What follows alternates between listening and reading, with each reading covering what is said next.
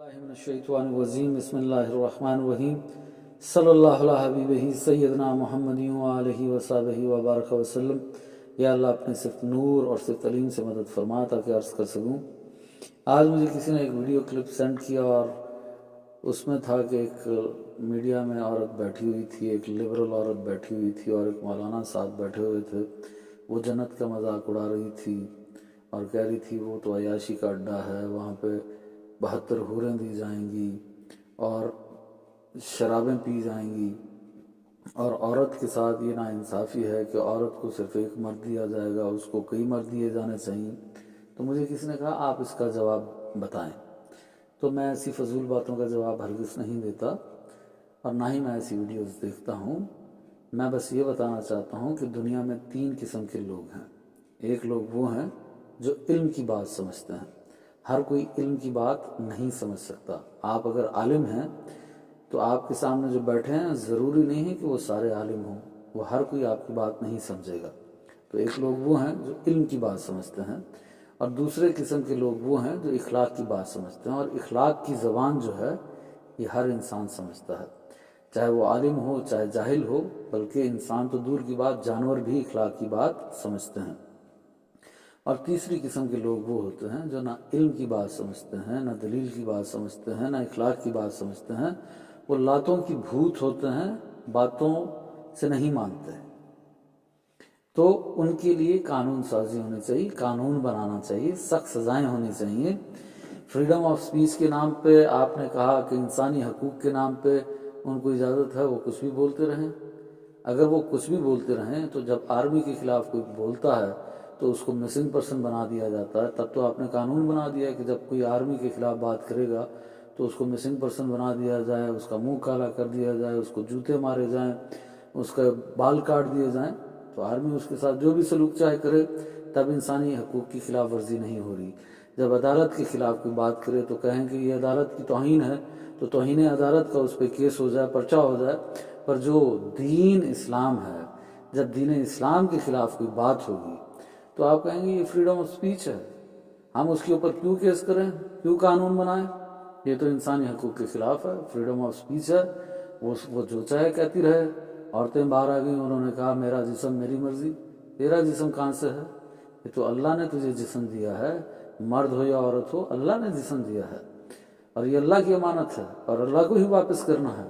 जिसने ये दिया है जिस्म, मर्ज़ी भी उसी की चलेगी। ऐसे लोगों के ख़िलाफ़ कोई कानून नहीं बनाते, आप लोग कोई एक्शंस नहीं करते। इसका नतीजा आखिरकार यही होना है कि इस मुल्क में बहुत ज़्यादा खून बहेगा। फिर तो इन लोगों को जवाब नहीं दिया जा सकता दलील से। इसका मतलब ये नहीं कि दलाइल नहीं है। जब शैतान ने कहा, अल्लाह पाक ने फरमाया शैतान को कि सजदा करो हज़रत आदम को, उसने कहा मैं तो इसको सजदा नहीं करूँगा। क्यों सजदा नहीं करोगे? इसलिए सजदा नहीं करूँगा क्योंकि ये मिट्टी से बना है और मैं आग से बना हूँ और आग अफजल है। अब आप बताएं सबसे ज़्यादा इल्म किसके पास है? अल्लाह के पास है।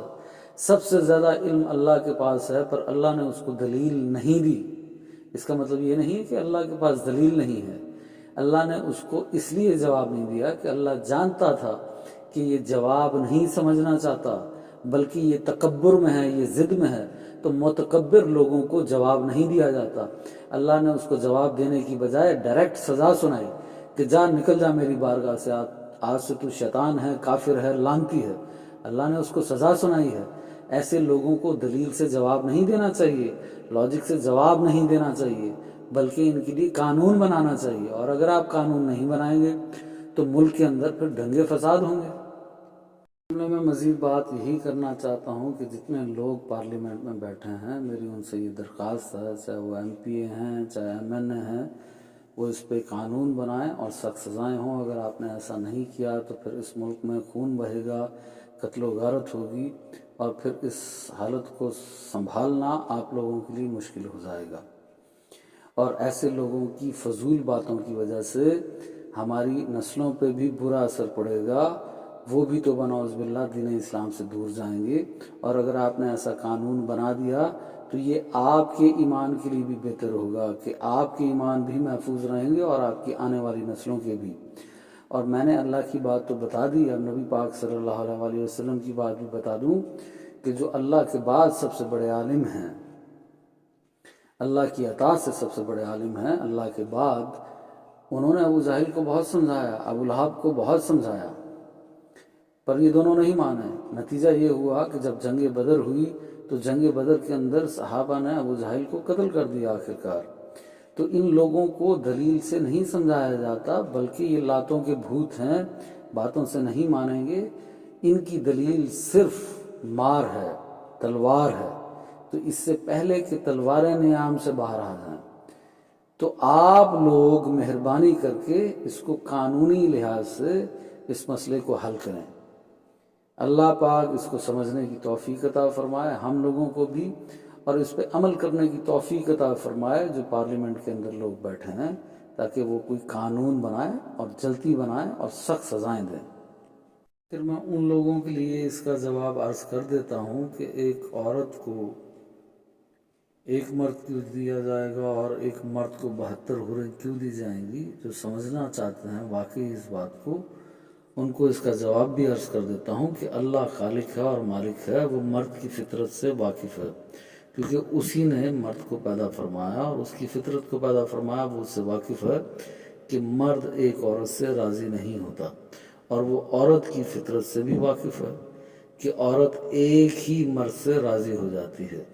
تو مرد کی فطرت کو مد نظر رکھتے ہوئے اس کو زیادہ حوریں عطا فرمائے گا، اور عورت کی فطرت کو مد نظر رکھتے ہوئے اس کو ایک ہی مرد عطا فرمائے گا۔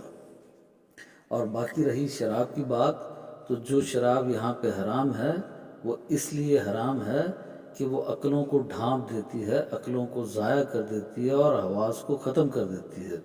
اور شراب طہور کا معنی یہ ہے کہ پاکیزہ شربت، پاکیزہ پانی، تو وہ ایسا شربت ہوگا جو عقلوں کو اور حواس کو ضائع نہیں کرے گا۔